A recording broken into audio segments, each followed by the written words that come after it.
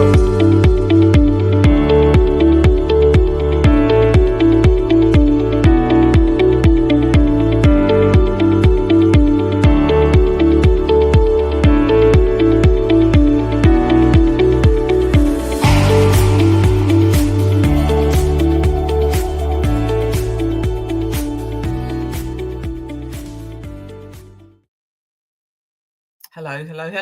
Welcome to the Simply Together show. It is the 11th of the 11th. Did you do your 2-minute silence? Did you not? It's cold out there. Coming up again. Are you there? It is cold. Yes, I'm here. Sorry, there's a little bit of a lag. Yes, it is cold. It's cold. Is that me? Is that my internet? I don't know. Anyway. I don't know. It could be mine. I think the internet is just crazy at the moment, to be fair. How are you doing? Yes. So it's very good, thank you. It is cold, but I broke the duck. I went out. I'm actually quite happy. I was out for like 20 minutes, nearly 30 minutes. And yes, it was cold. I had my proper like winter coat on. So everybody wrap up warm. So how's you? So we need to ask Shelley then. I'm good. Let's just ask Shelley if she had a coat on when she did the dog walk. I did have a coat on when I did the dog walk. Yes. I can't hear you. Oh, there you go. You did. I did, yes, and it was a little bit chilly. So that means it's cold. And it's trying to rain. Yes, it is cold. It's officially cold. I had a jacket on. Oh, definitely. It's definitely. If Shelley had a jacket on, you know that we're in winter. Yeah. Yes, exactly. And how are you, Shelley? I'm good. Didn't get much sleep last night, but that's a whole nother story. But yes, yeah, I'm good. And I did do my 2-minute silence today, and I was watching all the Remembrance stuff on Remembrance Sunday as well. So yes, I was brought up in an army family, so yeah, right. We did. Okay. Yeah. Yes, I watched some of it on Sunday, but then I went downtown to get my eyes tested, and they were there, obviously, and the parade, and it was lovely. It was lovely. And yes, I went and got my eyes tested, and I need to get new glasses, and that's too much money just before Christmas. Wow. Where did you get your eyes tested? Where did you get them tested? Oh, Specsavers. Okay. What do you not go to Specsavers? Well, actually, I go to Boots, but plus the Boots, plus Specsavers, Vision Express, you name any high stripe one, they're all in my bad books. I do not have their time. I think they're jokers. So I'm looking for an independent optician. How did we suddenly kick off to that? I don't know. It just sounds like she's in a bad mood today. It just sounds like... I'm in a very good mood. So still should know better than to ask me a question when I've gone, How long have you known me? You've known me long enough to know that if you say something, I'm like, you need to be aware of asking a question. Yeah, I know. I love you all dearly. Well, because I wear varifocals because I'm not as blind as a bat, but it's not far off it. The varifocals are flipping expensive. Yeah, they are. You can get your prescription though and get there because Dennis wears varifocals and he takes his prescription. Okay, please don't get it twisted. I'm not suggesting that you go to Nigeria, but when he went to Nigeria last time, he took his prescription and he's come back with all sorts of really weird looking glasses that he paid a fraction of the price for. And so somebody at work did the same thing. When are you going to Nigeria next? Yeah, you're going to be getting on this now. Can I give you my prescription and then you can get me some glasses? Because if I've got to pay to go to Nigeria, I might as well have just got the glasses here. I was going to say, but you can do it on the internet. I know you can. I know. I kind of struggle with those because then you have to do that whole pretending like they're on your face, and I need to see things for real. You know what I mean? I understand. I know. That's my I problem. know. What can I say? I know. But anyway.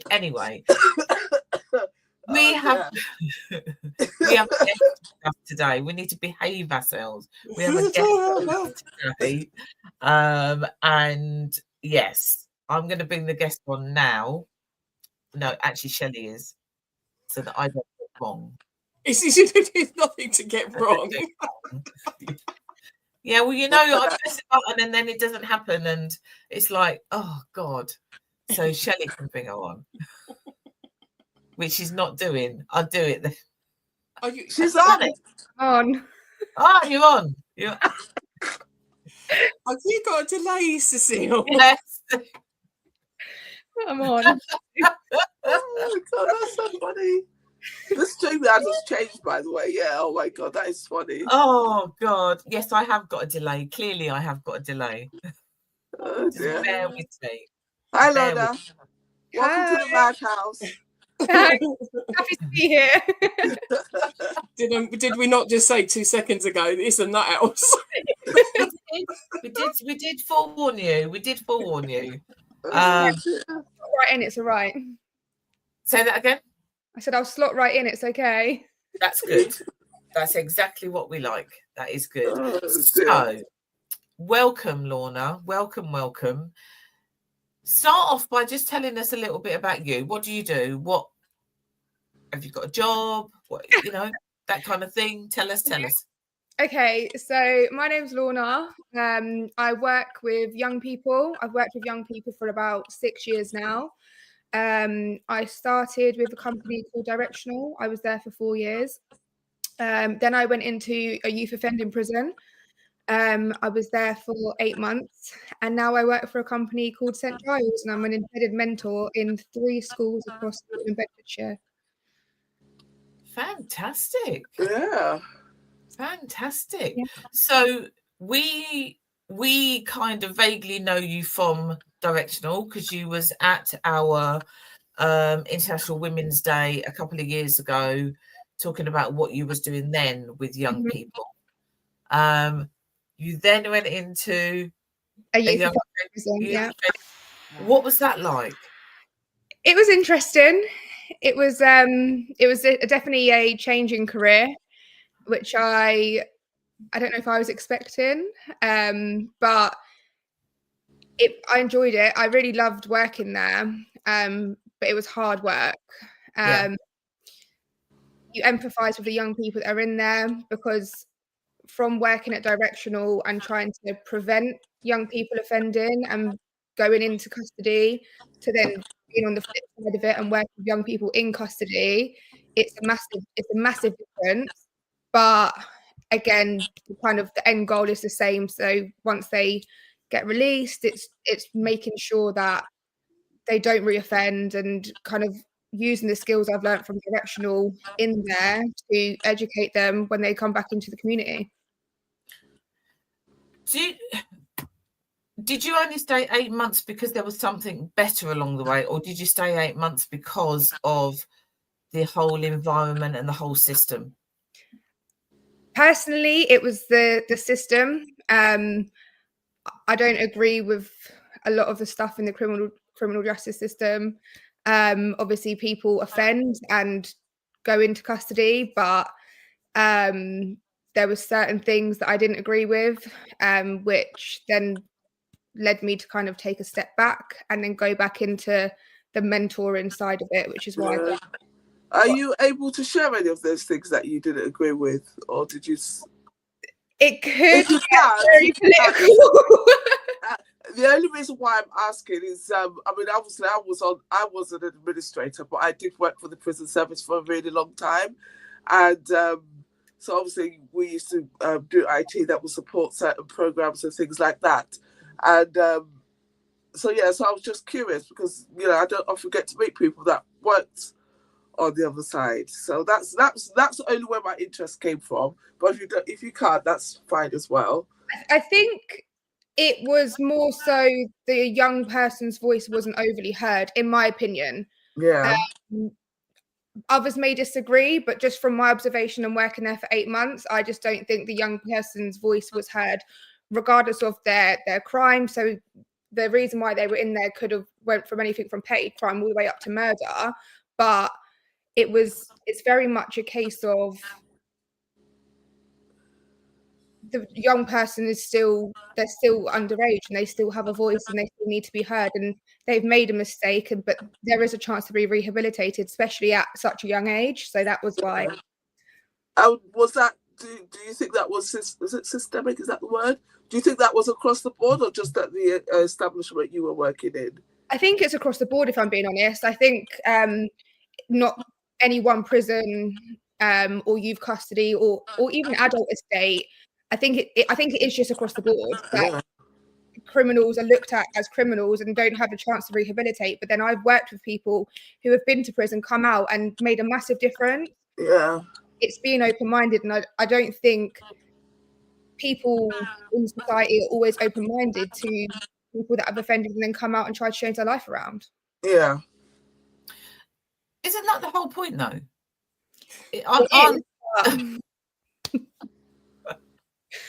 It's almost as if they become the person becomes the crime, not the person that's done a crime and needs to learn from it. And I think it as well, it's delving that little bit deeper and understanding not just the crime that's happened that's this big. It's the story before that is how we got there. It hasn't just, you haven't woke up one day, I'm going to go and do this. There's a whole God knows how many other pages before that we have to delve in and read before we get to this one little bit. I think a lot of the time people don't want to read the previous story. They see that tiny part and that's it. That's you're reading that now. But also, do you, because obviously where you're coming from is from a mentorship kind of way. Work that I do is also working with children and young people to look at that story before, but when they then get into maybe youth offending and stuff like that, sadly there might not be enough time to look at that story. No, or staff, or not enough of this and that to be able to look at the story. And I think that is the big problem with custody at the moment. There isn't enough staff. People either go in and leave very quickly. Obviously, I was only there for 8 months, so people could say I was only there for a short period of time, but it's either you're in and you're out, or you're in and then you're institutionalized into the way that the company wants you to work rather than how you believe that things should happen. Yeah. That's the issue I've seen. Whereas like with my previous job and my current job, I have the freedom to work how I want to work, and the difference that I'm making is more significant than that period of 8 months, if that makes sense. Yeah 100%. I mean, we've come across people among like that we've had on International Men's Day, Women's Day, and with Simply D's, that it's that you've had a backstory of something that they've done, they've fallen into, they've turned their life around, and they've actually come out the other side because they've had a mentor and actually become the mentors themselves. We've got so many people, and it could be something small, or it could be something big like a whole charity or a CIC that's set up because of what they went through. And if you haven't got that as a setup, we're just now going to be in a constant cycle of in and out of young offenders. It's then in and out of prison. A lot of people they get stuck in a revolving door and there's no way out of it. And this is why, like, since I started 6 years ago, I'm quite soft, so I don't want to give up on people. You can push me to the end of the earth and I'm like, I'm not giving up, I'm still going to be here. But some people don't have that resilience to do that, and that's not taken away from anyone else's professionalism or the way they work, but it's young people especially are going to push you because they're used to being left, and that's the issue that you see day in, day out, well, this person left me, this professional left me, you're going to do the same thing. And it's changing that narrative for mentors and for professionals that not everyone fits in that box. Just give me the benefit of the doubt, because we're going to be here and I'm going to try help you the best that I can. And also there's sorry, I was going to ask on that point, at which point have you come and worked with anybody where it's come to a point where actually they don't want to be helped? Yes, there has been young people that haven't want to receive the support, but that doesn't mean I'm going to stop. I'm like that annoying sister that's there, and I'm like, I'm going to be here every day knocking. Like, it just is what it is. And there are some people that are so reluctant and resistant to help, but the more you kind of chip away at that wall, the more it slowly comes down. And you can't save everyone. And that's something in like the first 2-3 years of my career that I really struggled with. I really struggled with accepting that I can't help everyone. But now it gets to a point where it's like, no, I can't help everyone, but I can do the best that I can to try. So yeah, there have been young people that have been kind of resistant to the support, but they have slowly gained that trust. And it is all about trust working with young people. Because a lot of them have that whole, like you were saying about people leave, you know, that person left, etc. But also there's that a lot of them have that feeling that nobody cares, you know, and sometimes what I found is that when you're in those organizations, you know, I don't know how many times a young person said to me, well, you're only here because you get paid to be here. You're only here because this is your job. You're not here because you care. And sometimes they don't get that actually we're in that job because we care. Yes. Yeah. And they struggle with that. And there's been so many times I've had to be completely honest with the young people. And I have to say to them, I don't actually get paid a lot, and I wouldn't do it if I didn't, because I could go work in an office and get paid a lot more than what I'm doing now. Yeah. But I do it because I have a passion and I care about helping young people rather than the money side of it. Yes, I do get paid and it helps pay my bills, but I could pick an easy life, but that's just not what I want to do, because that's not the career path that I've chosen. And seeing the changes in the young people that I have helped just means I want to do it for longer. Okay.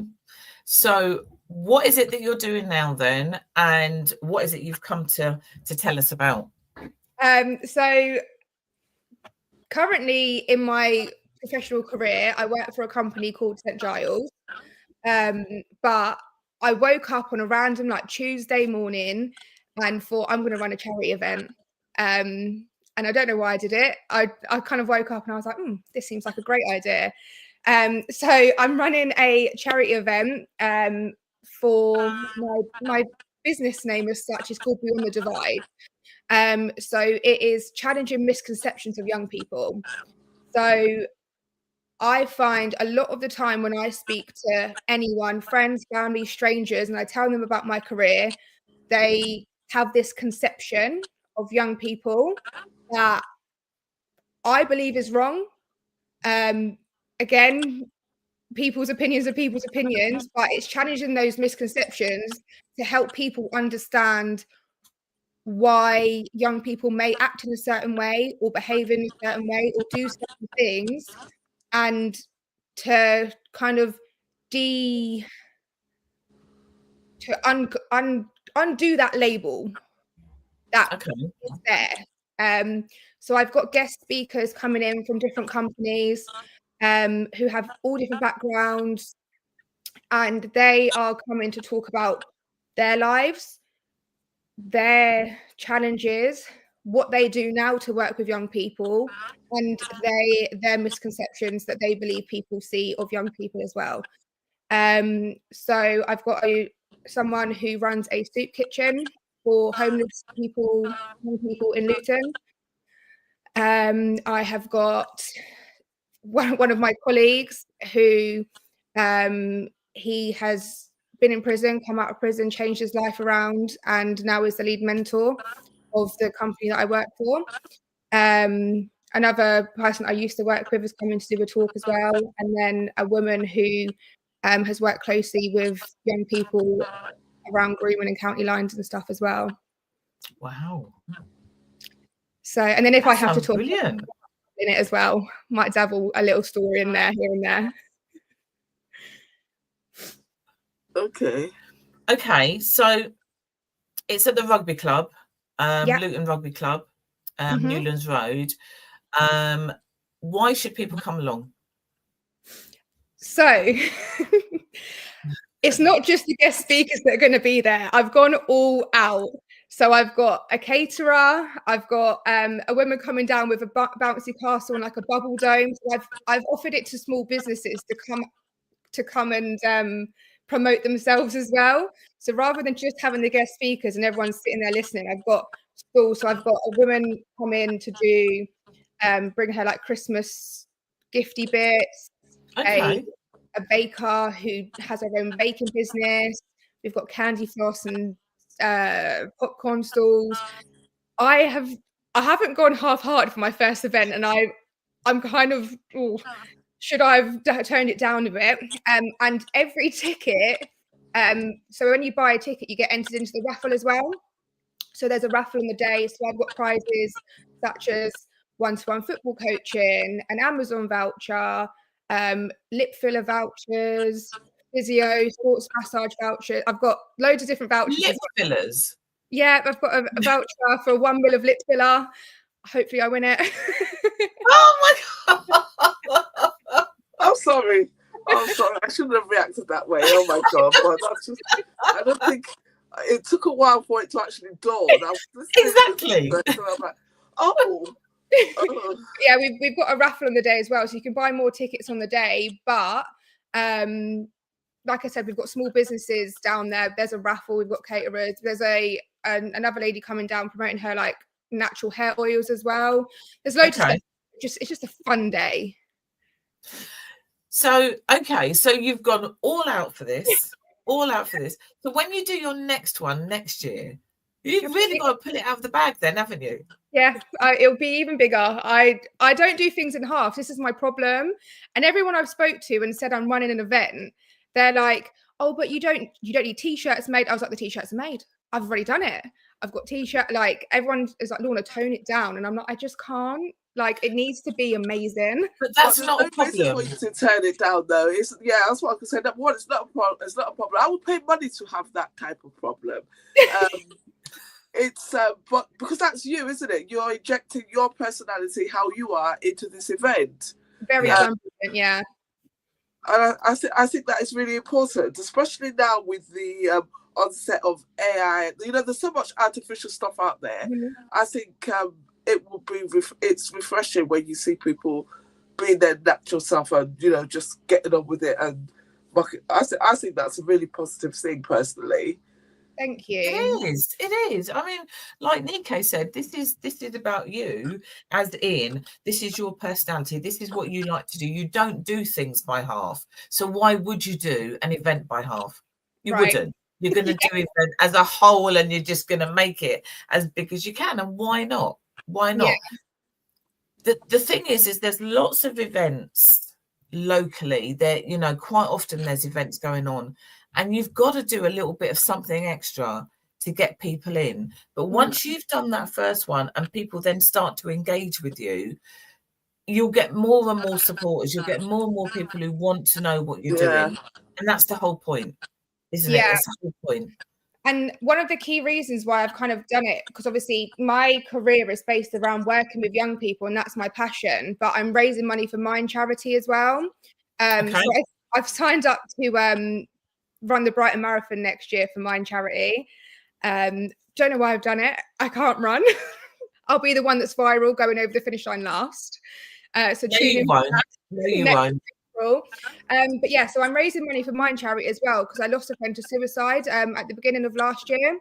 So it's a really important thing to kind of highlight to people that mental health is real as well. So I thought, how can I combine my passion and something that is a stigmatism, is that the right word? Yeah. And combine them together so I can raise the money for a charity that's really important, but also raise awareness of something that I'm really passionate about as well. Check you out. I know. So have you been accepted then to the marathon? Mm-hmm. Cool. Is that the Okay. Brighton Marathon? The Brighton Marathon, yeah. Okay. When do they do that one? I think it's the 12th of April. It's around April next year, and everyone keeps saying to me, "Have you started your marathon training?" I was like, "Yeah, no, I haven't. I'll start in December. 16 weeks is long enough." I don't think it is. But you're not going to be last, because you are not going to let yourself be last. I can feel that. I just not don't going think to happen. the other way around, to be honest. I said, it's fun. I know, like, you made a joke of being viral because you're going to come last, but that is assuming there is some stigma to coming last. Because I would look at it, me, to know me, to know I hate running.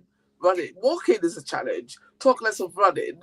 So if I sat there and saw you come last at a marathon, I would still be clapping with all my might, because I'm not doing it. I'm sat on my sofa watching. Or it could be a really good publicity stunt, and I could wear my Beyond the Divide t-shirt, and then because I'm viral, everyone will see it. Exactly. And also those people that are coming in right near the end, or even the last one, they get so much support from everybody who's already run and people around. So it's not about necessarily, if you're coming last, you're coming last, and you're going to show your t-shirt and everything.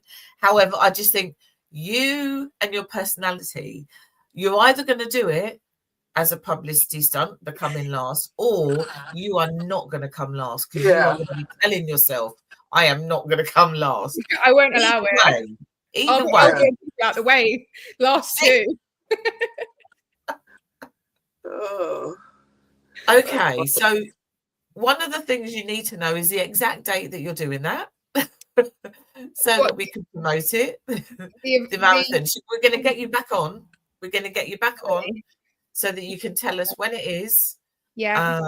And you do need to start your training. I've got a walking pad. Does that count? No. You need to get out there on the pavement, on the road, and start it. Actually, there is the truth in there, because jokes aside, marathons are really, really heavy on the body. Yeah. And you do need to be prepared. I mean, I don't know what your level of fitness or anything is around, but you don't want to do it and get injured or anything like that. So Well, yeah, because I recently just started playing football again, and I made my debut on Sunday, and I still can't feel my legs 2 days later. So running a marathon at the moment's a myth. Oh God. Where do you get time to do all this stuff? I don't know. Just make the stuff. But that's not the point. The point is you're going to be running for a reason, and however long it takes you is however long it takes you. You know, and you're just going, and you're going to do that, and that's absolutely fantastic. Crazy, but absolutely fantastic. And then next year you need to apply for the London one, don't you? Well, I did actually apply for both, and I had an email come through like, your London Marathon ballot, and I was like, please no. I can't do both. I can't even do one. You don't want to do two in 1 year, do you? I think I'd be crawling if I did one after the other, because they're like a week apart. Oh, wow. Well, okay. No, then. No. Okay. Okay. So your event then is on the 22nd of November. It's 12 till 4 at Luton Rugby Club, which is Newlands Road. The admission is £6.13. Under 16s are £3.41. Why is it £6.13? Yeah. Do you know what? So my event price was £5 and £2.50, but then Eventbrite add in their own fees. So. Oh, okay. So that makes sense. So you've advertised the full price, so it's £5 plus the Eventbrite thing. Okay. Yeah. So then all the money that I raise from the tickets and on the day will just go straight to mine charity. Go on, Shelley. So is it a linear event, or can you pop in and pop out? So obviously you need a ticket to come in, but if you come with your ticket and then you need to leave and come back, then you can. But obviously the reason why the tickets are there is for the charity rather than for personal gain. Oh no! I was just curious because I just wanted to understand, because it sounds a bit like although it's at the rugby club, it sounds a bit like a fair, because you mentioned bouncy counts and all of that. So that's why I was asking. Yeah, so the reason why I've got the bouncy castle and stuff there as well is because if people want to bring their children, so when the guest speakers are on, at least they're entertained, because I don't think 4, 5, 6-year-olds are going to be interested in challenging misconceptions of young people. So at least that gives them something to do while the guest speakers are on. And then at the end, I'm doing a panel with all of the guest speakers, and I'm trying to figure out how to work the meaty thing where people could just send in their questions. And then at the end, we can just ask the questions to the guest speakers. Yeah. Slido is what I end up using. Slido, yeah, that's a good one. Yeah, that was the easiest app that I found for these ladies to use. What are you trying to say? I was halfway saying that, and then I was like, I just didn't realise what I'm saying. I have to admit, as you were talking about that, I'd already zoned out. I don't even know what Slido is, but clearly I've used it. So yeah, remember that thing on the phone, and it popped up on the screen with all the different questions. Yeah, I haven't used that. With polls, you can do questions. Yeah, that was the easiest one I found. But yeah, that's what I'll be using then. Slido. If not, just message Shelley. She'll tell you how to do it. Someone help me. Yeah. Just send out that cry for help, and yeah. But then I'll be in the category of people that don't know how to use it. No, she'll show you how to use it. I'm talking for you, Shelley. Actually, to be sincere, it's not as the Slido one is actually really straightforward. You literally you put your questions in there, they put a QR code up on there, then people can you scan it, you get your things up, then when the questions come up, you answer it. Because you can use it for all sorts of things. We've used it at work for icebreakers and meetings and things like that. So it sounds more complicated than it actually is. Yeah, technology is not really my thing. It's not mine either. At all. It's not mine at all. Oh my Lord. It's the way of the world, isn't it? So you're gonna, especially if you're going to be putting on events like this, you're going to need to be able to do that, or get somebody to do that. It's when I have to ring up my 12-year-old nephew and ask him how to do something, and I'm like, oh, he's like, how do you not know? And I'm like, help me. Yeah, don't ask me why I don't know. Just help me with it. You know, you need to question me. Just help me. It's when I've got my autistic nephew that knows the ins and outs of your phone. It was just like, I'll just sort it. I don't need to know. Just go sort it. My kids are forever saying to me, "You need to learn how to do that," and I'm just like, "Just show me. Just do it." I don't need to know because I have you. See, there you go. There you go. And that's how it works. At home, I've got them. For the Simply D's, we've got Shelley. So it works. So, is there anything else you want to share with us? I don't think so. I feel like I've yapped my heart away, I'll be honest. Yeah, but it's all for a good reason. No, 100%. Nothing that I really need to share, but obviously if there's any questions or anything, I'm happy to answer. If not, then... Have you got a flyer? Yeah, I've sent it over. There's also an Instagram page as well. Okay, good. I'll share it with my network. I was just going to say, I'm pretty sure I shared that. But, okay, just because I didn't say in case I missed it, I was working up until 11:59, you cheeky mare. I actually sent it yesterday, but that's not the point. Yeah, Beyond the Divide Instagram as well. It's beyond_the divide. So if you want to follow that as well. Yeah. Where does that name come from? Why did you choose that? Because I believe that there is a divide between one generation and the younger generation. So that's why I want to look beyond it and build that bridge between the two. Yeah. So that's why I've gone with Beyond the Divide. Yeah. And there's most probably other divides as well, as in class divide, So you're already looking at age divides. You know, there's other divides that you will come across within the work that you're doing. Yeah. So it's a very good name. Very Thank you good so name. much. So Beyond the Divide, 22nd of November, 12 till 4, Luton Rugby Club, Newlands Road, general admission. So do they need to buy this online, or can they just pay on the door? So it's all on Eventbrite. So all on Eventbrite. On the flyer I've sent you as well, there is a QR code that will just take anyone straight there as well. Okay, so anybody who we'll put the flyer on our Simply D's page as well. And if anybody then wants a ticket, they need to go to Eventbrite, and it is £6.13, and then under 16s are £3.41. And it just sounds like there's lots of different things that are going to be there, you know, and speakers and everything else, and a panel at the end. We like a panel. We do like a panel. Yes. I'm excited for that. Good. It sounds really, really good. It really does. So we'll have to see if we might be able to pop in. We're busy on the 22nd, but we may be able to pop in. But even if we don't pop in, it's going to be fantastic, and we will get you back on to talk about your how your marathon training is going.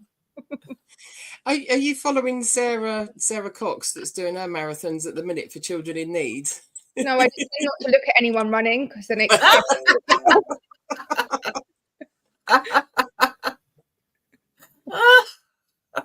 To be fair, she's doing it nice and easy. You know, by the looks of it, it doesn't look like she's not aiming to be doing it in the shortest time ever. She's taking her time. She's doing it all day. Yeah. You know, so it's. She's doing 7 days. Is she doing 7 days? No, 5 days. Yeah, 5 days. It's gone from the edge of Scotland all the way down to Pudsey. So it's 5 days marathon a day. I mean, like I said, the 90 minutes of football, and I had breaks in between that. Can I just say, when you're thinking about what you're doing next year, or whatever, or even if it's the year after, don't say a marathon a day. Don't even entertain it, okay? Anyone that posts anything on my Instagram about running is getting blocked. Well, I've always if I were said, to post anything, it will be anti-running, so don't worry about it. I've always said, if you see me running, hit the person behind me, because I'm not running for no other reason. It's one of those things, isn't it? I mean, not now, but quite a few years ago, I used to do some running, was in a running group. I did up to 8K. That was the most I'd ever done. Marathon, that is not even something that I would eat. Oh God, that's just a long time of boring running. Yeah, we have actually got two people that I know that are doing the marathons. JP from Boxing Saves Lies, he's doing the London Marathon, and he's not a runner. He's done the 5Ks, 10Ks. She's doing it, but I think she's a park run person, so she does 5Ks. Right. So there's still a big leap though, from 5K to 26. Yeah. Exactly. Strategically plotting people at each mile with like a alcoholic beverage. So then by the time I get to the last mile, I'm too drunk anyway. They're going to be helping you across the line, not because you're tired, but because you're drunk. You know? Oh wow, how's that for a pre-planned excuse? That's a good one. If I can't feel my legs, I don't know if it's from running or the alcohol. Who knows? Exactly. No pain, nothing. Fine. I like that. My brother's doing a half marathon on Saturday, but he does that because he likes to do that. That's his thing. He runs. Yeah, I've got a friend like that. Not mine. Yeah, I know. And he did get me into it for a little while. Before I got poorly, I was doing those things. There was no way I was ever going to be doing any kind of half or full marathon. That's just but you're going to be fantastic. You are going to be fantastic. You are going to get that done. And I'll let you know next 12th of April next year. I'll let you know. I'm waving the white flag now. It'll be fine. It'll be fine because Robson did his, didn't he? Yeah. And he did that for charity, and that was not something that he was doing before, and he managed to do it. You will do it as well, because actually the reason why you're doing it is really important. So I think that's what will keep me going. Yeah. Definitely. Yeah. And with your t-shirt as well, with obviously what your organisation is, that will give you that strength to keep going. Yeah. And I've seen people that put AirPods in and then their family sends them voice notes. So as they're running, they hear their families in their ears. So I might do that. But then if my AirPod dies, then I'll be fuming. That would be fantastic. Yeah. Oh, that would be really good. Yeah. See, go on. Come on, Lorna. Come on, Lorna. Yeah, only but then another 20. By mile 2, I'll probably be sobbing. I'm like, and then somebody within your family is going to say, stop the crying and get on with it. Pull yourself together. Exactly. That'll be the boomer. That'll be the boomer in your family will be like, pull yourself together. Yeah. Yeah. Or my mum. I'm going home if you don't stop. See, there you go. You'll be fine. You'll be fine. It's not easy, but you're going to do it. And that is really important. And you've got your event on the 22nd. So anybody wants to go down, you know where it is. It'll be on our page as well. So yeah, thank you for coming on. Before you disappear, we've only got to say we've got the community Zoom on Thursday. Zoom on Thursday, yes. Have we got a thingy? There we go. Yeah, look, community Zoom on Thursday. The link is already in the comments and it's on our page too. So yeah, if you're free, come and join. We're on from 7 till 9, but people just pop in. Yeah, pop in, come and say hello. Tell the others what you're doing. Yeah, it's just we've been doing these since lockdown. Amazing. So they've been happening for quite a while. They were every week. Now it's once a month. Okay. But it's just nice. People just come along, talk about what they're doing, how things are, anything they want to share. So yeah, anybody out there, just join the registration and we'll see you on Thursday. So we're ending for today. Wow. Thank you for coming on, Lorna. Thank you for having me. We will have you back. Definitely we'll have you back. Well, we have to, because we need to talk about marathon. Yeah, there's all the other bits. Yeah. And also how your event goes as well. So we do need to get you back on. Yeah. And we will be here next week as usual at 12. Will we? Shelley's looking at me like no. Yeah, we will. Perhaps not in the same kind of nuttiness that we are right now, but yeah. I don't know. A bit of nuttiness goes a long way, I'll have you know. Exactly. Right. So we'll be here next week, 12 o'clock. We'll see you all then. So